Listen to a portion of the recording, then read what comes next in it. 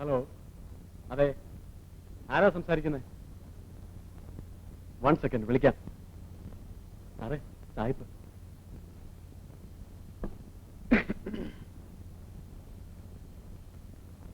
Hello, മാഷിയല്ലേ? ഇത് ഞാനാ, McPherson. Of course, after a very long period. അതെനിക്കറിയാം. ഈ നാട്ടിലോ? I see. Anyway it's very funny. ഒരു മിനിറ്റ്, ഞാനൊന്ന് എഴുതിയെടുത്തോട്ടെ. പേരെന്താ? ഹൈമി. Near market. ഓക്കെ, 2 മണിക്കൂറിൽ ഞാൻ അങ്ങോട്ട് വിളിക്കാം. അവളെ വിടരുത്. Don't worry Mac, I will do my best for you. Okay? എന്താ സാറേ, അവനോട് എത്തിയില്ലേ? എത്തി, പക്ഷെ കടന്നു കളഞ്ഞു. മക്ഫേഴ്സൺ ഫൈമിയെ ചോദ്യം ചെയ്തു. Smart girl.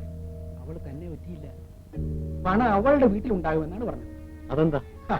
അവള് ബുദ്ധിയുള്ളവളാണ്. പരമു ഏതായാലും പോയി. ഇനി തന്നെ കൂടെ പിണക്കണ്ടെന്ന് കരുതി കാണും.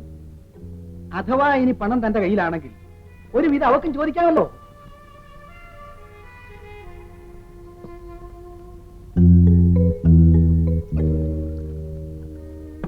അവൻ ഗീതയും കൊണ്ട് കടന്നു കാണും. പരമു തീർച്ചയായും പണം ചോദിക്കാൻ എന്റെ അടുത്ത് വരും. ഇനി സായിപ്പിനോട് എന്ത് പറയും? അവളുടെ വീട്ടിൽ പണം ഇല്ലെന്ന് പറഞ്ഞാലോ? നമ്മൾ ഭൈമയുടെ വീട്ടിൽ പോകാതെ പോയി എന്ന് പറഞ്ഞെന്നിരിക്കട്ടെ. മക്ഫേഴ്സൺ അത് വിശ്വസിക്കാതെ നേരിട്ട് വന്ന് അന്വേഷിച്ചാൽ നമ്മൾ എന്തോ ചെയ്യും? ഭൈമിക്ക് 2 തല്ലു കൊടുക്കുമ്പോ ഭൈമി ചിലപ്പോ തന്റെ പേര് പറഞ്ഞെന്നിരിക്കും. അയാൾ തീർച്ചയായും നമ്മളെ സംശയിക്കും. ഈ അവസരത്തിൽ അയാൾ കൂടെ ശത്രുവാകുന്നത് നല്ലതല്ല. പിന്നെ എന്ത് ചെയ്യും? അവളുടെ അച്ഛനെ വിളിച്ചു നിർത്തി ചോദിക്കാം, ഇവിടെ പരമു ഒരു പെട്ടി കൊണ്ടുവന്നിരുന്നോ? ഭാഗ്യത്തിന് പരമു വന്നത് താനും ഞാനും ഗീതയും അല്ലാതെ ഒരു കുഞ്ഞു നാട്ടിൽ അറിഞ്ഞിട്ടില്ല. അത് കൊള്ളാം. എന്നാ നമുക്ക് ഇറങ്ങാൻ സാറേ, നേരം കളയണ്ട. സായിപ്പ് നമ്മുടെ ഫോണിന് വേണ്ടി കാത്തിരിക്കുന്നുണ്ടാവും. ഹലോ, അതെ, എന്തായി?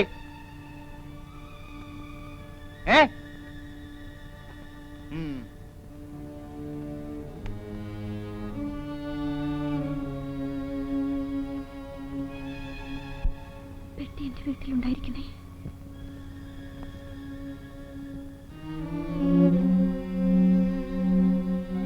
പെട്ടി വീട്ടിൽ കൊടുത്തിട്ടുണ്ടോ സാർ? പരമു എന്റെ വീട്ടിൽ ചെന്നിട്ടില്ല, ആ നാട്ടിലേ ചെന്നിട്ടില്ല. എന്റെ ഭഗവാനെ, എന്തൊരു ചതിയാണിത്! ഭൈമി,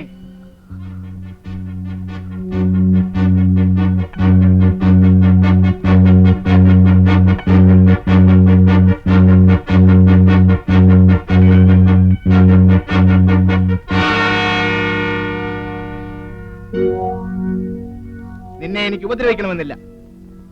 നീ പറഞ്ഞതൊക്കെ നമുക്ക് 2 പേർക്കും മറക്കാം. ഇനിയെങ്കിലും സത്യം പറഞ്ഞാൽ മതി.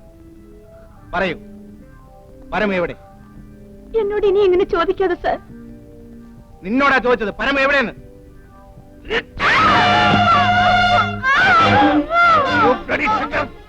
പറയടി, ആരുടെ കയ്യിലാ പരമു വെട്ടി കൊടുത്തത്?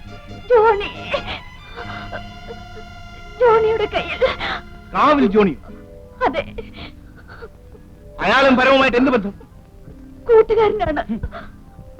പണക്കാരനായ ജോണി ആ തെണ്ടിയുടെ കൂട്ടുകാരനാണല്ലേ?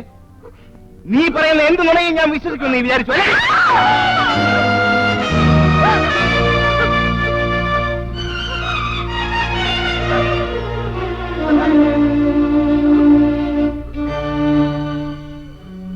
Lock the door. Yes, sir.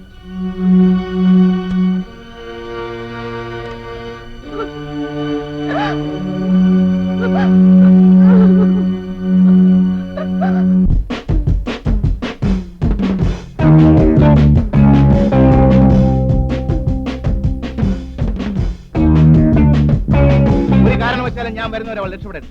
ആഹാരം എന്തെങ്കിലും കൊടുത്തേക്ക്. അവൾ ചാവാൻ പാടില്ല. പരമു വന്നാൽ എന്ത് ചെയ്യണം സാർ? കൊല്ലരുത്, രക്ഷപ്പെടുകയായിരുന്നു. മനസ്സിലായോ? ശരി, ഓക്കെ സാർ. ഓക്കെ.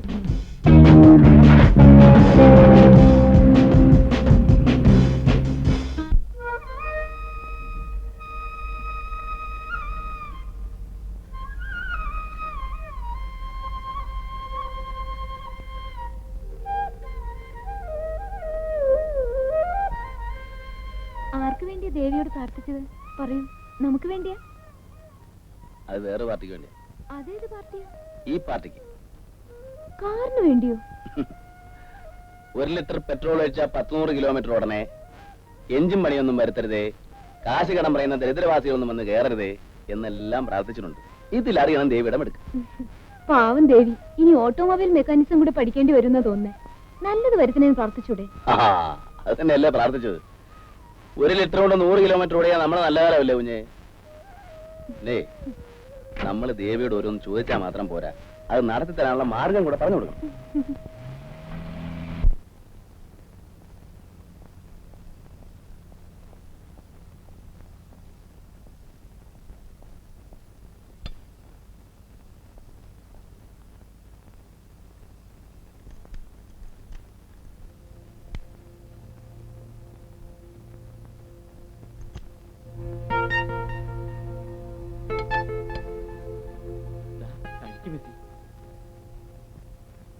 എന്റെ പൊന്നു മിസി, എന്നെ തട്ടിയിട്ടേ ചോടല്ലേ.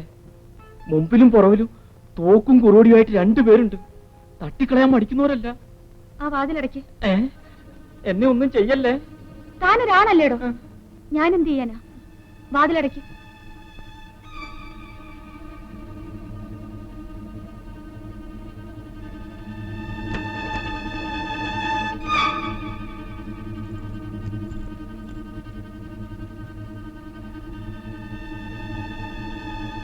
ഇതിനെല്ലാം കൂടി എന്ത് വില വരുമെന്നറിയാമോ? ഇല്ല. ചുരുങ്ങിയതൊരു 45,000 രൂപയെങ്കിലും വരും. ഇത് തനിക്കുള്ളതാ. ദേവി ഇതെന്നെ രക്ഷിക്കണം.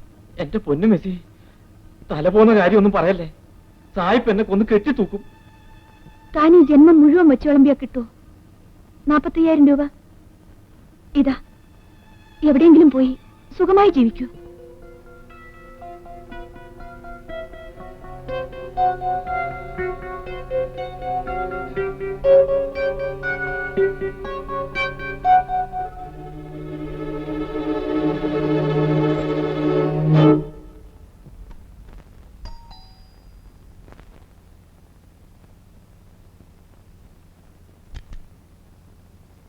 മുതലാളിയുടെ അകത്തുണ്ട്. എന്താടാ? ഒളിച്ചോടി പോയ ഭൈമി വന്നിട്ടുണ്ടെന്ന്.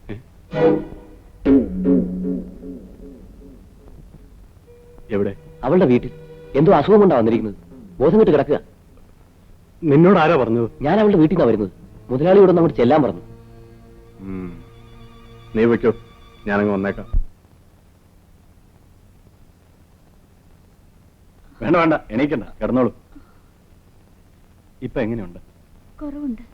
ഞങ്ങളെല്ലാം അങ്ങ് പേടിപ്പിച്ചു കളഞ്ഞല്ലോ. അതെ അതെ, ഞാൻ വന്ന് കാണുമ്പോൾ ആകെ വല്ലാത്തൊരു നിലയിലായിരുന്നു. എല്ലാരും ഒന്ന് വെളിയിലേക്ക് ഇറങ്ങണം. എനിക്ക് ജോണിയോട് അല്പം സംസാരിക്കാനുണ്ട്. തന്നോടും കൂടിയാ പറഞ്ഞത്. ആ കഥ കടച്ചേക്കൂ.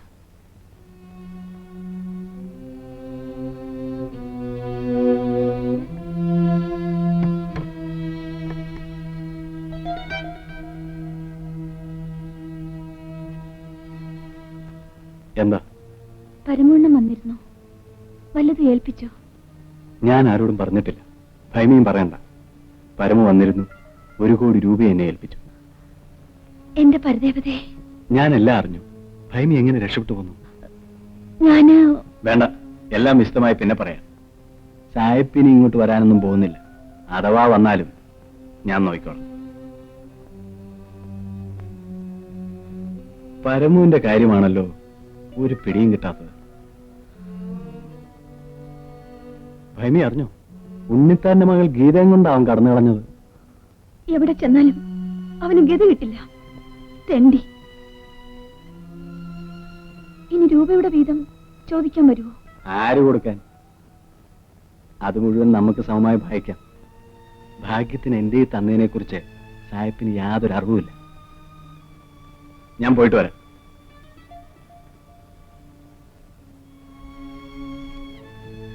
ഭൈമി ഏതായാലും 2-3 ദിവസത്തേക്ക് വിശ്രമിക്കും. ആരോടും അധികം സംസാരിക്കുകയും വേണ്ട. ഇടയ്ക്കാൻ വരാം. ഇതിരിക്കട്ടെ. പിന്നെ പണത്തിന് എന്താവശ്യമുണ്ടായാലും പറയാൻ മടിക്കരുത്.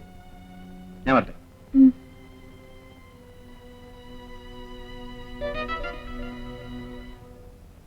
ഭയമയുടെ മുമ്പിൽ ഞാൻ വലിയൊരു കടക്കാരനാണ്.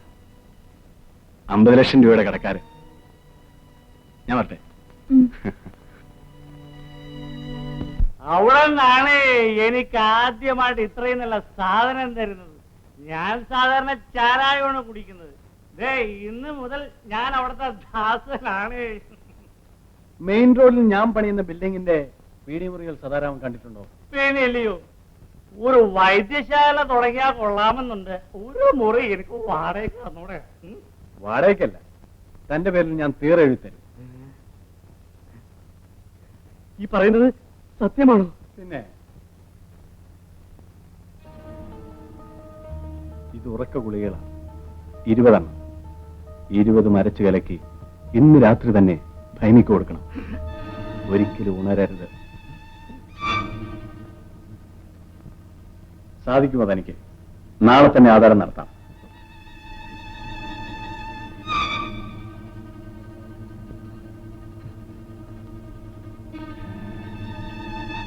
അവിടുത്തെ ഉറക്കുകളുടെ ബലസിദ്ധി എനിക്ക് നിശ്ചയമില്ല.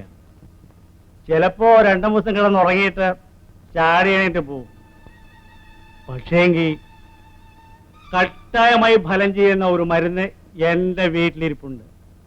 അതിൽ ഇച്ചിരി അങ്ങോട്ട് കൊടുത്താൽ ഒരാന പോലും ചരിഞ്ഞു പോകും. ആ, അതൊക്കെ സദാരാമന്റെ ഇഷ്ടം. നാളെ നേരം വെളുക്കുമ്പോൾ ഭൈമിക്ക് ജീവനുണ്ടാകരുത്. കേസും പൊല്ലാപ്പൊന്നും ഇല്ലാതെ ഞാൻ നോക്കിക്കോളാം. ബ്രഹ്മാവയാണോ ആയത്തിന് ഭയം? എങ്കിൽ സമയം കളയണ്ട. വീട്ടിൽ ചെന്ന് മരുന്ന് എടുത്തുകൊണ്ട് നേരെ അങ്ങോട്ട് വയ്ക്കും. രാത്രി ഞാൻ അവിടെ എത്തിക്കും.